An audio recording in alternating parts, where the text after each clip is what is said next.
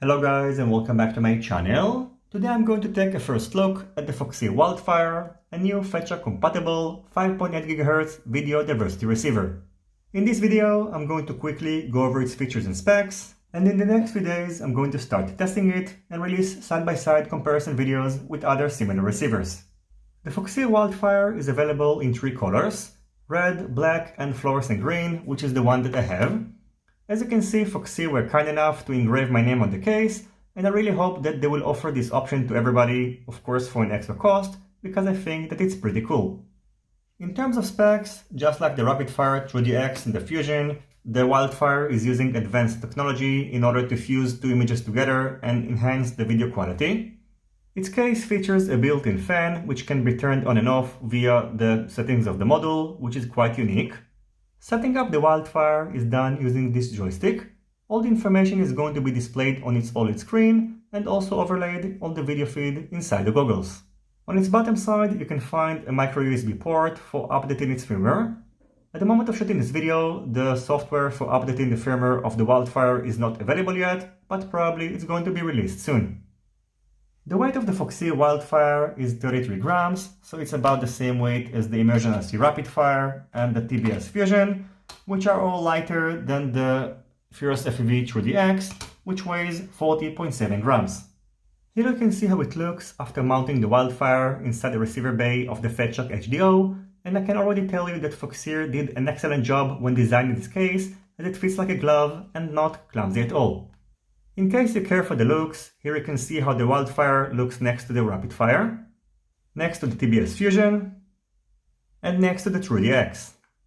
Here you can see how it looks when the Wildfire is mounted inside the receiver bay of the Ishin EV300D. I can confirm that it works fine, however it's not going to be as properly secured like when mounted inside the receiver bay of the Fatshark HDO. In addition, I've seen reports that without removing its case, the Wildfire is not going to be compatible with the new Orca FPV goggles. Now in case you own an older set of goggles like the Fatshark HD2, HD3 and etc., you'll be glad to hear that unlike the 3DX, Fusion and the Rapid-Fire, the Wildfire won't require you to do any power modification, and it's solely dependent on the voltage provided by the receiver bay. Now I've got the Wildfire mounted on the FirstFPV docking.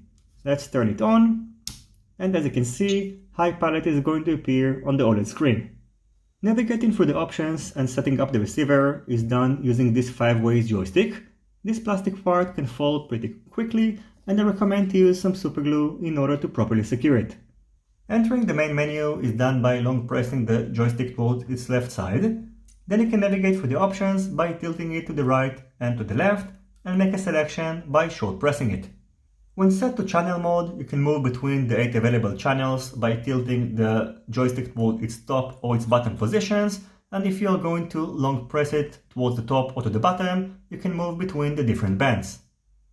When the channels are going to be displayed on the screen, you can also save them to your favorites by long pressing the joystick to its right position when the channel is selected.